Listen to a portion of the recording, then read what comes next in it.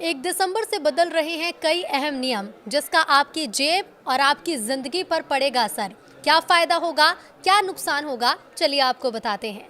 नमस्कार, न्यूज़ 18 का digital platform देख रहे हैं आप और मैं हूं आपके साथ रितु सिंह। नया महीना आते ही कई नियम बदल जाते हैं और इन बदलावों का असर सीधे सीधे आम लोगों की जिंदगी पर पड़ता है। दिसंबर की शुरुआत भी कुछ ऐसे ही अहम अपडेट्स लेकर आई है, जिनके बारे में जानना आपके लिए बहुत ज़रूरी है। इसमें एलपीजी सिलेंडर की कीमतों से लेकर बैंकिंग तक, टैक्स और पेंशन से जुड़े नियम तक शामिल हैं। तो अगर आप पहले से इन बदलावों की जानकारी रखेंगे तो आगे चलकर किसी भी परेशानी से आप बच सकते हैं। तो एलपीजी की कीमतों में संभावित बदलाव है। हर महीने की पहली तारीख को तेल कंपनियां एलपीजी सिलेंडर की कीमत की समीक्षा करती हैं। पिछले महीने 6.50 रुपए की कटौती हुई थी और इसीलिए लोग उम्मीद अब ये कर रहे हैं कि दिसंबर में भी कुछ राहत या कुछ बदलाव एलपीजी की कीमतों में देखने को मिल सकता है। हालांकि ये बदलाव बढ़ोतरी भी हो सकती है और कटौती भी हो सकती है। इसका असर सीधे तौर पर आपकी रसोई के खर्च पर पड़ेगा। साथ ही यूपीएस विकल्प चुनने की अंतिम तारीख भी समाप्त कर दी जाएगी। सरकारी कर्मचारियों के लिए यूनिफाइड पेंशन स्कीम की डेडलाइन 30 नवंबर तय की गई थी, जिसे पहले सितंबर से बढ़ाया गया था। अब कर्मचारियों को ये तय करना था कि वो एनपीएस में रहना चाहते हैं या यूपीएस अपनाना चाहते हैं। अगर आगे इसे नहीं बढ़ाया गया तो विकल्प बदलने का मौका हाथ से आपके निकल सकता है। 1 दिसंबर से एक बड़ा बदलाव ये भी कि लाइफ सर्टिफिकेट जमा करने का आखिरी मौका है। तो पेंशनर्स के लिए जीवन प्रमाण पत्र यानी कि लाइफ सर्टिफिकेट बेहद ज़रूरी दस्तावेज होता है, जिसे जमा करने की अंतिम तारीख 30 नवंबर तय की गई थी।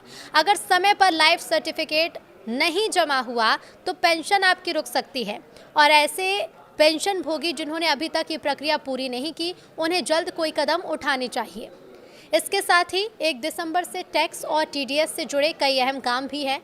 तो 1 दिसंबर से पहले अक्टूबर महीने में कटे टीडीएस से कुछ ज़रूरी काम पूरे करने के निर्देश थे। सेक्शन 194(1)(a), 194(1)(b), 194(m) और 194(s) के तहत कटौती होने पर उसका स्टेटमेंट नवंबर के अंत तक जमा करना ज़रूरी था। इसके अलावा ट्रांसफ़र प्राइसिंग से जुड़े मामलों में सेक्शन 92E की रिपोर्ट की अंतिम तारीख भी 30 नवंबर थी।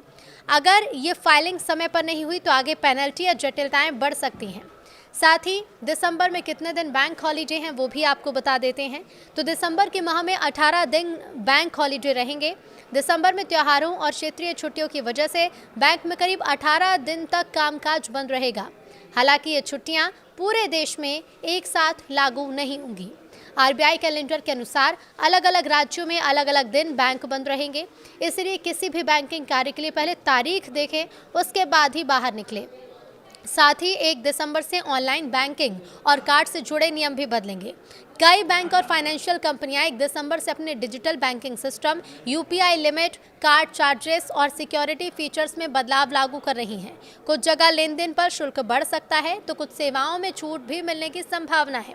इसलिए बैंक से आने वाले मैसेज और अपडेट्स पर नज़र रखना भी ज़रूरी है। तो अगर आपको अभी तक इन बदलावों के बारे में नहीं पता था तो ये सभी बदलाव जान लीजिए और वीडियो को शेयर करिए।